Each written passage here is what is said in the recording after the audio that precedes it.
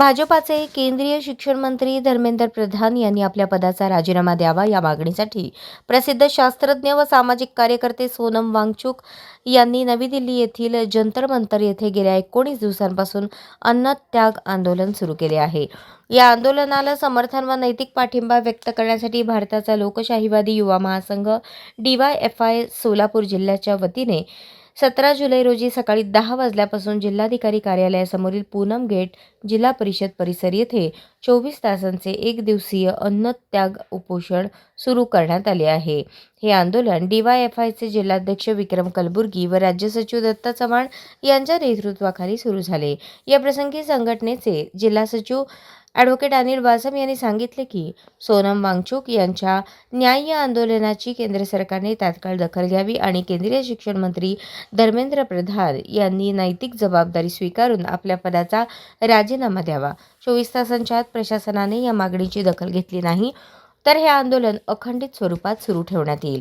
अन्नत्याग उपोषणात जिल्हाध्यक्ष विक्रम कलबुर्गी, जिल्हा सचिव ॲडव्होकेट अनिल वासम, राज्य सचिव दत्ता चव्हाण, जिल्हा सहसचिव विजय हरसुरे, ज्येष्ठ कार्यकर्ते सनी शेट्टी सहभागी झाले असून त्यांनी सकाळी 10 वाजल्यापासून अन्नत्याग उपोषणास सुरुवात केली आहे। DYFIच्या वतीने केंद्र सरकारने आंदोलनाची गंभीर दखल घेऊन लोकशाही मार्गाने मांडण्यात आलेल्या मागण्यांवर तातडीने सकारात्मक निर्णय घ्यावा अशी मागणी केली आहे। यावेळी नरेश गुल्लापल्ली, अमित मंचले, योगेश आकिम, दिनेश बडगू, अप्पाशा चांगले, राहुल बुगले, सनी आमाटी, कुमार येलगेटी, राधागोपाल बंडी, शशिकांत गुंडला, अजय भंडारी, अबू हुरेरा आदींची उपस्थिती होती।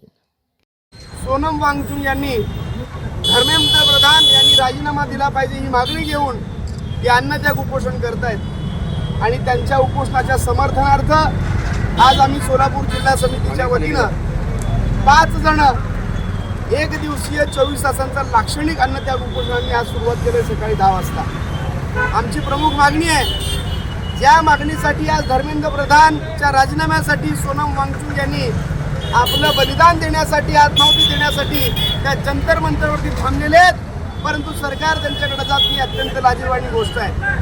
मला एक गोष्ट नमूद करायची आहे, ज्यावेळी सामाजिक कार्यकर्ते अण्णा हजारे यांनी जंतर मंतरवरती उपोषण केलं त्यावेळी असणाऱ्या त्या विरोधी पक्षात होत्या आणि सत्ताधाऱ्यांना धारेवर धरलं आणि अण्णा हजारेंना न्याय देण्यासाठी त्यांची जी तगमग तडफड होती ती आता दिसत नाहीये। अहो, या देशामध्ये ज्यांना स्वप्न पाहिलं डॉक्टर व्हायचं, वैद्यकीय सेवा करायची, लोकांना उत्तम आरोग्य द्यायचं, अशा स्वप्न असणाऱ्या विद्यार्थ्यांचं स्वप्न भंगलं आणि त्यांच्या स्वप्नाचा चकनाचूर झाला, तरी सुद्धा ही सरकार जबाबदारी घ्यायला तयार नाही आणि अत्यंत नामुष्कीनं आणि बेशरमपणाने लोक वागतायत। म्हणूनच जोपर्यंत धर्मेंद्र प्रधान राजीनामा देणार नाहीत तोपर्यंत हे आंदोलन जारी राहील।